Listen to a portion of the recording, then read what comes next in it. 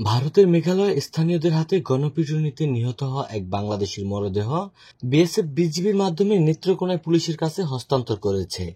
তথ্যটি নিশ্চিত করেছে কলমাকান্দা থানার ওসি মোহাম্মদ লুৎফুর রহমান।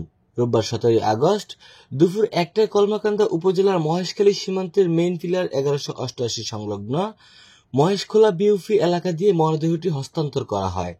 নিহত ব্যক্তির নাম মোহাম্মদ আকরাম হোসেন। তিনি শেরপুর জেলার ঝিনাইগতি উপজেলার বাঁকাকুড়া গ্রামের মৃত জহির উদ্দিনের ছেলে।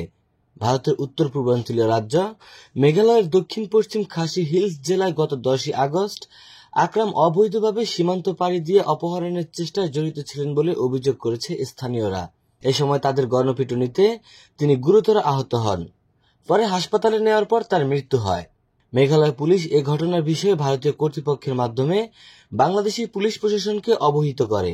পরবর্তীতে ভারতীয় পুলিশ মরদেহটি বিএসএফ এর কাছে হস্তান্তর করেন।